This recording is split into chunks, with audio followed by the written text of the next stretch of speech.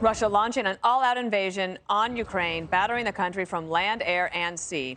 That scene from earlier today. Vladimir Putin ordering airstrikes on cities and military bases, sending in tanks and troops from 3 different directions. The Russian invasion so far has killed nearly 60 people, with that number set to rise. And a U.S. official warning Russia's goal is to decapitate the Ukrainian government and says what we are seeing now is the first strike of many to come. The Ukrainians are fighting back. Trey Yingst is reporting live from the Ukrainian capital of Kyiv. Good morning. Dana, good afternoon. The Russian offensive against Ukraine continues at this hour. We are seeing reports of renewed fighting and clashes in a number of different locations. Today, just outside the capital of Kyiv, there was a back and forth between Russian and Ukrainian forces. The Russians brought in attack helicopters taking over a strategic airfield. We are learning this evening, according to the Ukrainian Ministry of Defense, that airfield has been recaptured by Ukrainian forces. That was not the case in other parts of the country, including the north, where in the Chernobyl region, Russian troops crossed over from Belarus and they were able to advance against Ukrainian forces and take over that position. In the eastern part of the country, there is still fighting, but it is in different pockets across the Donetsk and Luhansk regions. These are the separatist-controlled areas of eastern Ukraine that were used as part of this offensive as President Putin ordered an invasion across the entire country. And then in the south, Russian forces worked their way up through Crimea, trying to make basically what will look like a land bridge so that they can hit the capital of Kyiv from a number of different angles if they do indeed launch that larger invasion to try to basically take the capital and make sure that it does not have any support from the other Ukrainian troops who are still operating within the country. Dana? Trey, we have some questions for you. And we know you've been working all day under very trying conditions, so we thank you for being with us on the 5. I'll kick it over to Jesse Waters first. Hey, Trey. The vibe right now in the Capitol, it's got to be like being at the Alamo. You know you're going to be surrounded and you're outnumbered. What are people thinking? How are they feeling? Do people regret not leaving soon enough? Take us through it. We learned today from the Interior Minister that more than 10,000 weapons were given out to civilians who have pledged to stay here and fight. There's a real understanding that if these Russian forces are able to choke off the Ukrainian capital, as they are suspected to do in the coming days, this will turn into a more urban warfare situation, and you will see Ukrainian forces in somewhat of a guerrilla warfare format because they will have to try to protect the capital and the head of government.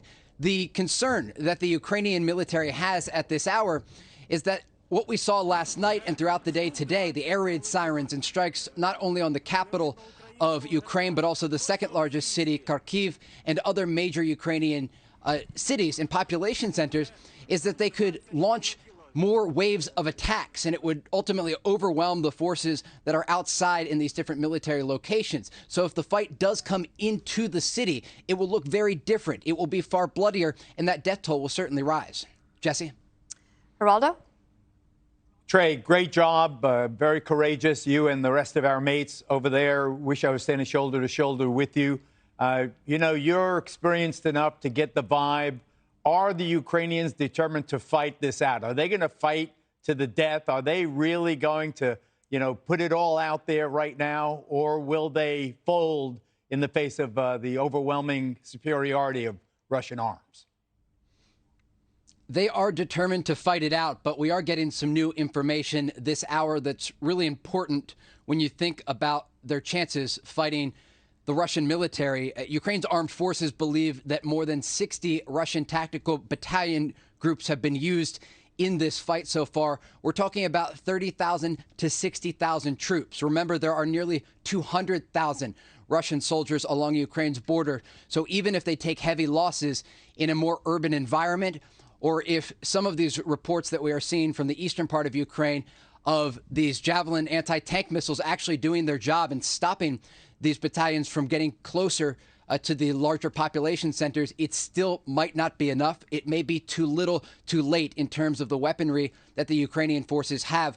They no longer, according to the Russians, have any air defense systems. We have not seen any air defense in the capital since we have been reporting here, but we do hear fighter jets often in this city. And still tonight, there are strikes taking place, and Ukrainian officials are worried that as we get closer to 3 a.m. local time, that's the time they are putting out, that another campaign, an air campaign against this city, will take place. Judge Janine. Trey, first of all, our thoughts and prayers are with the Ukrainians and with their families all over the world. I think we have to recognize the pain that this country is in. But given what you've said about arming the citizenry, do the people in Ukraine understand that ultimately it doesn't seem like the cavalry's coming in to save them, that they are literally at war with an aggressor who has done this in front of the whole world? He lined it up. He's been lining this up for weeks with tanks and soldiers. And the truth is that there is no way other than a sanction here or there to stop him. Is Kyiv the end game here? It's certainly the end game here. President Putin does not want Ukrainian President Volodymyr Zelensky to be running this country. At best, he wants some sort of puppet regime that he would be able to control, much like we are seeing in Belarus, where the president there, Alexander Lukashenko, has called Russia and Belarus basically the same country. President Putin would like that situation at a minimum to take place in Ukraine. What's interesting, though, when you talk to the civilians here who have pledged to stay and fight, they understand just how gruesome and violent this war could be. Already, the death toll is rising, and some of the images that we are seeing from the fighting in the eastern part of the country, and even some of the strikes and missile strikes that took place in and around larger population centers, it's quite gruesome. The ability of the Russian military against a civilian population would be quite bloody. And so while there is this patriotic push for Ukrainians to say we will stay and fight and protect our homeland, it is going to be very, very difficult to do so when there are Russian tanks in the streets. But make no mistake, these civilians that we talk to and even the soldiers who have been called up from reserve forces say they will stay and they will fight and they are willing to die for their country. And we have heard that message again and again, not only here in the capital, but also when we were visiting the front lines in the eastern part of Ukraine. Will Kane. Trey, just to get a sense of that resistance, you've been covering this wonderfully all week long. We saw you embedded with those forces in the east when you were taking fire. I'm curious, have you managed to stay in communication with those forces in the east? Do you know what the resistance is like, how quickly the Russians are moving, what kind of casualties even from where you were earlier in the week? We understand there are a lot of casualties in the east. The Russians used those Russian-backed separatists to move up those lines very quickly. And from what we saw out on the front, they were literally in trenches. In terms of the ability of a Russian airstrike from a fighter jet to target someone like this in a trench, they have very limited places to go. And it looks like that on a lot of the Ukrainian front. Remember, that line of contact has been there since 2015 when there was a peace agreement cut between the Russian-backed separatists and the Ukrainians. Still a bloody conflict with nearly 14,000 deaths since it began in 2014.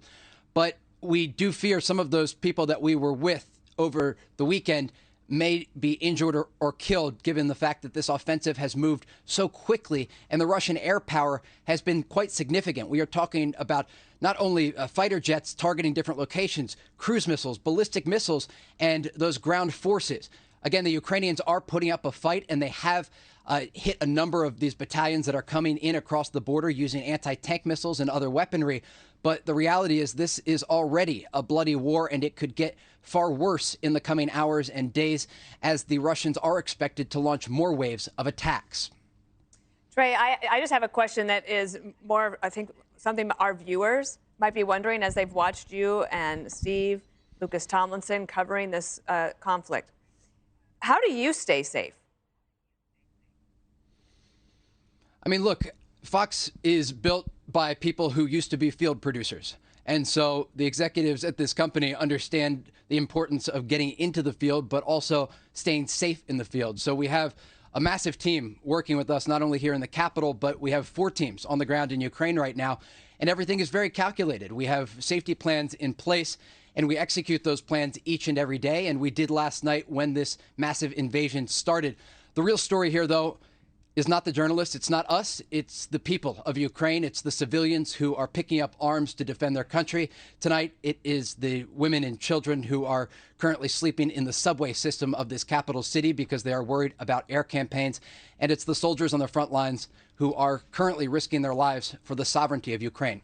Well, you are bringing us their stories so well. Trey Yingst, thank you, and no doubt we'll see you a little bit later tonight. Hey, Sean Hannity here. Hey, click here to subscribe to Fox News YouTube page and catch our hottest interviews and most compelling analysis. You will not get it anywhere else.